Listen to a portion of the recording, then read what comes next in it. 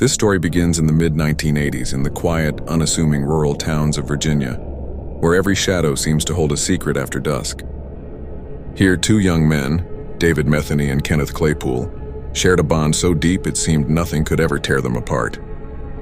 They grew up together, from childhood into adolescence, sharing every secret and dreaming of a shared future. But every friendship faces its tests, and some trials are so horrifying they defy human comprehension.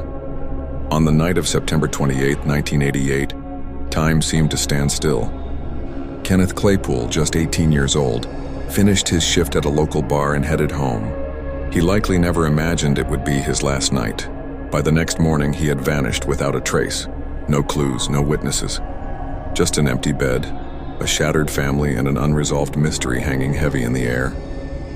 David Metheny, his best friend, appeared distraught and heartbroken by Kenneth's disappearance. He joined in every effort to find Kenneth, but it was all in vain. Years passed. Kenneth's case slowly gathered dust in police files, turning into a cold case.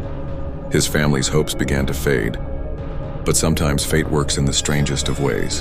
In 1994, nearly 6 years later, David Metheny, now 25, was arrested for a minor car theft. It was a small crime, yet it set in motion a chain of events no one could have predicted. Due to a lack of space in the local jail, police temporarily detained David in a rural morgue.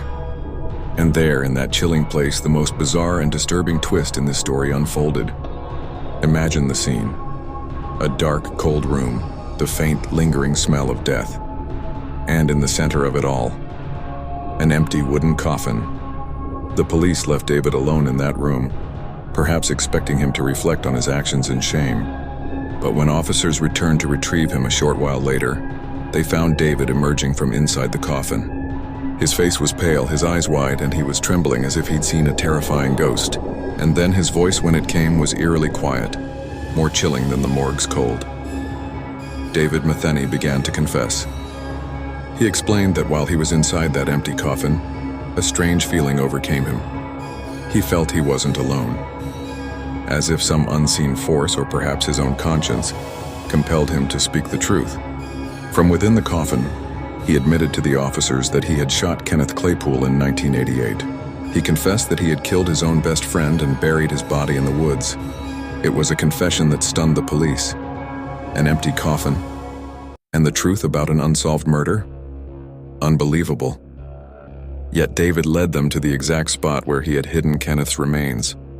In a dense, desolate forest in rural Virginia, police excavated the site. And there, the truth was unearthed. Kenneth Claypoole's remains were found precisely where David had indicated. David Metheny explained that he had killed Kenneth because he was afraid Kenneth would tell someone about a past, minor crime they had committed together, a simple theft. A trivial fear, a small theft, and the ultimate betrayal of a best friend. It all led to a life taken. David Metheny was convicted of Kenneth Claypoole's murder and sentenced to prison. The coffin confession became a case that shook not only Virginia but the entire nation. This story serves as a chilling reminder that some secrets, no matter how deeply buried, eventually find a way to surface. But what truly happened in that morgue that night? Was it merely David's overwhelming guilt spilling out in that empty coffin? Or was there something else, something unseen, something that compelled David to utter the truth he had kept hidden for so many years? That mystery, like the chilling echo in the coffin that night, may remain forever unsolved. I hope this version resonates well with a USA audience and helps you create an engaging video. Let me know if you'd like to explore another story or need further assistance.